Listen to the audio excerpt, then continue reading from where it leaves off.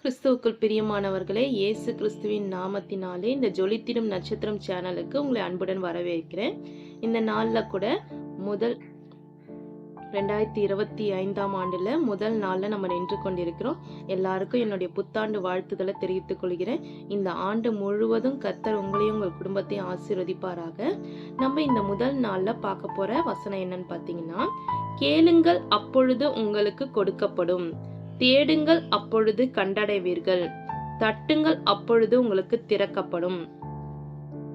கேளுங்கள் அப்பொழுது உங்களுக்கு கொடுக்கப்படும் அப்படின்னு சொல்லும்போது, கர்த்தருக்கு எல்லாரும் நமக்கு மனசுல வர ஒரே ஒரு யோசனை என்னன்னா, ஆண்டவருக்கு தான் எல்லாமே தெரியுமே, நம்ம நிற்பதும் எழுந்திருக்கிறதும் உட்கார்றதும் அவர் அறிந்திருக்கிறாரு.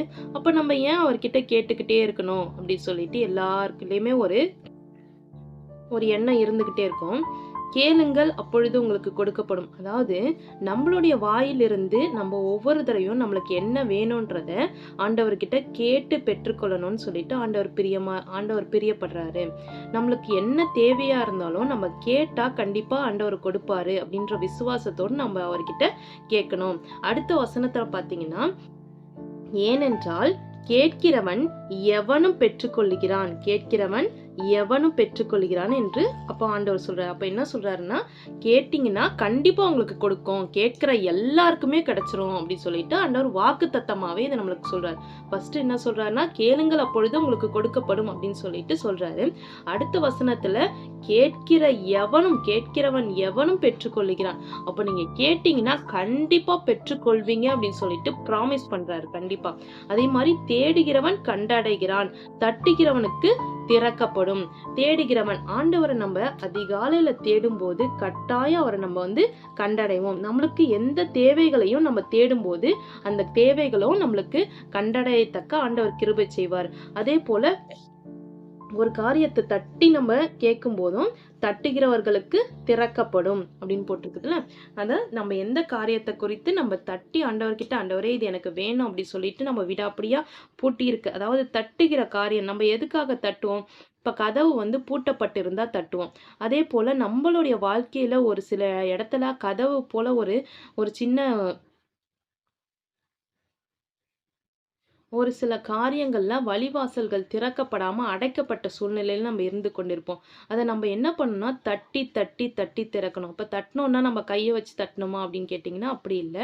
ஆண்டவர்கிட்ட நம்ம ஒவ்வொரு தடவையும், ஆண்டவரே எனக்கு இந்த காரியத்திலேருந்து எனக்கு விடுதலை தாங்க, இந்த காரியத்திலேருந்து முழுமையான எனக்கு விடுதலை தாங்க, இந்த அடைக்கப்பட்ட வாசலை எனக்கு திறந்தருளுங்க அப்படின்னு சொல்லும்போது கட்டாயம் ஆண்டவர் திறந்தருளுவார். இப்ப நீங்க கேளுங்கள் அப்பொழுது உங்களுக்கு கொடுக்கப்படும்ன்ற வசனத்தை நம்ம இன்னும் டீப்பா ஆராய்ஞ்சு பார்த்தோம்னா, அதுக்கு முன்னாடி ஒரு உவமைய ஆண்டவர் சொல்றாரு. ஒரு எக்ஸாம்பிள ஆண்டவர் சொல்றாரு. அது என்னன்றத பார்ப்போம். பின்னும் அவர் அவர்களை நோக்கி, உங்களில் ஒருவன் தனக்கு சிநேகிதனாய் இருக்கிறவனிடத்தில் பாதி ராத்திரியிலே போய், சிநேகிதனே, என் சிநேகிதன் ஒருவன் வழி பிரயாணமாய் என்னிடத்தில் வந்திருக்கிறான், அவன் முன் வைக்கிறதற்கு என்னிடத்தில் ஒன்றுமில்லை, நீ 3 அப்பங்களை எனக்கு கடனாக தர வேண்டும் என்று கேட்டுக்கொண்டான். வீட்டுக்குள் இருக்கிறவன் பிரதியுத்தரமாக, என்னை தொந்தரவு செய்யாதே, கதவு பூட்டியாயிற்று, என் பிள்ளைகள் என்னோட கூட படுத்திருக்கிறார்கள், நான் எழுந்திருந்து உனக்கு தரக்கூடாது என்று சொன்னான். பின்பு தனக்கு அவன் சிநேகிதனாய் இருக்கிறது நிமித்தம் எழுந்து அவனுக்கு செவிகொடாவிட்டாலும் தன்னிடத்தில் அவன் வருந்தி கேட்கிறதின் நிமித்தமாவது எழுந்திருந்து அவனுக்கு தேவையானதை கொடுப்பான் என்று உங்களுக்கு சொல்லுகிறேன். இப்போ இந்த இடத்துல ஆண்டவர் ஒரு ஓமையை ஒரு எக்ஸாம்பிள் சொல்றாரு. என்னன்னு பார்த்தீங்கன்னா, ஃபர்ஸ்ட் ஒரு ஃப்ரெண்டு, இப்போ நம்ம வீட்டுக்கு ஒரு ஃப்ரெண்டு வந்திருக்காங்க. அவங்களுக்கு கொடுக்கறதுக்கு எதுவுமே இல்லைன்னு சொல்லிட்டு பக்கத்து வீட்டுக்காரங்க கிட்ட போய் நம்ம கேட்குறோம். எனக்கு ஒரு சிநேகிதன் வந்திருக்கான். என் ஃப்ரெண்டு ஒருத்தர் வீட்டுக்கு வந்திருக்காரு. அவருக்கு குடுக்கறதுக்கு ஒண்ணுமே இல்ல. அதனால நீங்க எனக்காக ஒரு 3 அப்பங்கள கடனா தர முடியுமா? அப்டி சொல்லிட்டு கேட்குறாங்க. கேட்கும்போது இப்டி மிட் நைட்ல வந்து கேட்குறீங்களே, ராத்திரி வேளையில வந்து கேட்குறீங்களே, நாங்கலாம் எல்லா வேலையும் முடிச்சு எல்லாத்தையும் எடுத்து வச்சுட்டு படுத்து தூங்கிட்டு இருக்கோம். என் பிள்ளைகளும் படுத்துட்டு இருக்காங்க. இந்த நேரத்துக்கு வந்து நீங்க கேட்டீங்கன்னா, நான் எப்படி தர முடியும்? அதனால இப்ப என்னால தர முடியாது அப்டி சொல்லிட்டு சொல்லிருவாங்க. அப்படியே சொன்னாலும் கொஞ்ச நேரம் கழிச்சு, ஐயோ! மனசு வருந்தி என்ன பண்ணுவாங்க?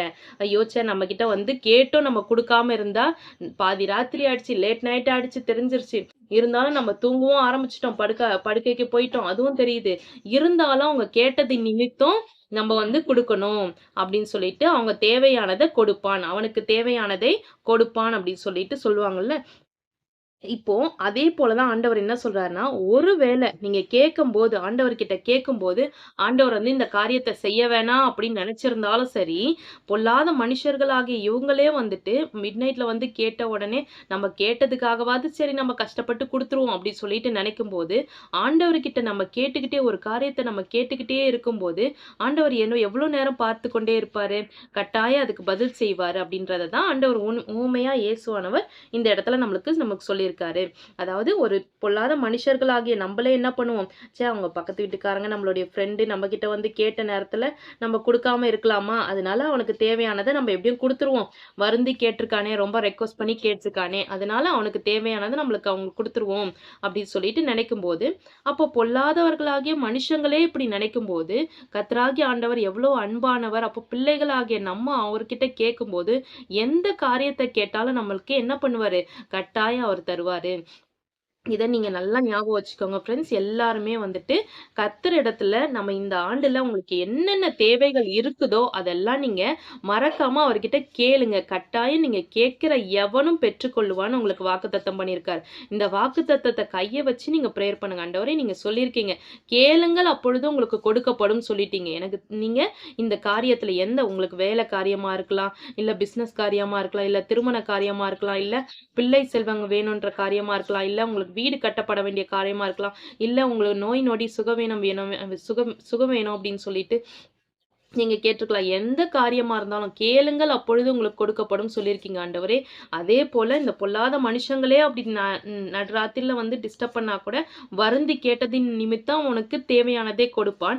அப்போ நாங்க வருந்தி கேட்கும்போது கர்த்தராகிய இயேசு நீர் எவ்வளவு அன்பானவர், நீர் எங்களுக்கு தர வல்லவராய் இருக்கிறீன்னு சொல்லி நம்ம ஜெபிக்கணும் ஒவ்வொரு நாளும். கேட்கிற எவனும் பெற்றுக்கொள்ளுகிறான்னு சொல்லியிருக்கீங்க ஆண்டவரே. எனக்கு கட்டாயம் நாங்க கேட்ட காரியத்த நீங்க பெற்றுக்கொள்ளும்படியாக எனக்கு உதவி செய்யுங்க ஆண்டவரே அப்படி சொல்லி இந்த வசனத்த நம்ம சொல்லி சொல்லி ஜெபிக்கும்போது, கர்த்தர் நம்மளுக்கு அநேக வாக்குத்தத்தங்கள இந்த வேதாகமத்துல நம்மளுக்கு குடுத்திருக்கிறாரு. இந்த வாக்குத்தத்தங்கள நம்ம சொல்லி சொல்லி ஜெபிக்கும்போது, கட்டாயம் நம்ம வாழ்க்கையில அந்த வாக்குத்தத்தங்கள்லாம் நிறைவேறும். இப்போ ஒரு காரியத்துக்கு நீங்க ஜெபிக்கிறீங்க. ஒரு திருமண காரியத்துக்கு நீங்க ஜெபிக்கிறீங்கன்னா, நீங்க ஆண்டவரே நீங்க சொல்லியிருக்கீங்க. கேளுங்கள் அப்பொழுது உங்களுக்கு கொடுக்கப்படும் சொல்லிட்டு. இல்ல படிப்பின் காரியத்துல நீங்க ஜெபிக்கிறீங்க. இந்த இடத்துல நாங்க காலேஜ் படிக்கணும். இந்த இடத்துல சீட் வாங்கணும். இந்த இடத்துல ஃபீஸ் கட்டணும். எங்களுக்கு கிருபை செய்யுங்க ஆண்டவரே அப்படின்னு சொல்லிட்டு நீங்க கேட்கிறீங்கன்னா, கேளுங்கள் அப்பொழுது உங்களுக்கு கொடுக்கப்படும் சொல்லியிருக்கீங்களே ஆண்டவரேன்னு சொல்லிட்டு ஆண்டவர் கொடுக்கிற வரைக்கும் நீங்க விடாம கேட்டுக்கிட்டே இருக்கணும். எது வரைக்கும் நீங்க கேட்டுக்கிட்டே இருக்கணும்னா, ஆண்டவர் கொடுக்கிற வரைக்கும் விடாம கேட்டுக்கிட்டே இருக்கணும். அவர்கிட்ட திரும்பி திரும்பி திரும்பி ரெக்வெஸ்ட் பண்ணிக்கிட்டே இருக்கணும். கேட்கிற எவனும் பெற்றுக்கொள்ளுகிறான் அப்படின்னு சொல்லிட்டு வேதத்துல சொல்லியிருக்கு ஆண்டவரே. அதனால நான் கேட்டுக்கிட்டே இருப்பேன். நீங்க கொடுக்கணும் ஆண்டவரே. நீங்க கொடுக்கிற வரைக்கும் நான் கேட்டுக்கிட்டே இருப்பேன் ஆண்டவரே அப்படின்னு சொல்லிட்டு நீங்க திரும்ப திரும்ப ரெக்வெஸ்ட் பண்ணீங்கன்னா, கண்டிப்பா ஆண்டவர் வந்து ஒரு நாள் செவி கொடுப்பாரு. உங்களுடைய ஜெபத்திற்கு கட்டாயம் ஆண்டவர் செவி கொடுக்க வல்லவரா இருக்கிறார். நீங்க இந்த வசனத்த இந்த நாள்ல நான் உங்களுக்கு முதல் 2025ஆம் ஆண்டுல புத்தாண்டுல முதல் நாளைக்கு இந்த வார்த்தையை கொடுத்திருக்கேன். கர்த்தருடைய கிருபையில இந்த வார்த்தைய சொல்லி சொல்லி ஒவ்வொரு நாளும் நீங்க ஜெபிங்க. கர்த்தர் தாமே இந்த வார்த்தையின்படி நீங்கள் கேட்கிற எல்லாற்றையும் பெற்றுக்கொள்ளும்படியாக கர்த்தர் உங்களை ஆசீர்வதிப்பார். உங்கள் குடும்பங்களையும் ஆசீர்வதிப்பாராக. கர்த்தர் தாமே இந்த செய்தியை ஆசீர்வதிப்பார். உங்களுக்கு எல்லாருக்கும் புத்தாண்டு வாழ்த்துக்களை சொல்லி கர்த்தருடைய கிருபையில எல்லாரையும் ஆசீர்வதிக்கிறேன். God bless you. நம்ம அடுத்த வீடியோல மீட் பண்ணலாம்.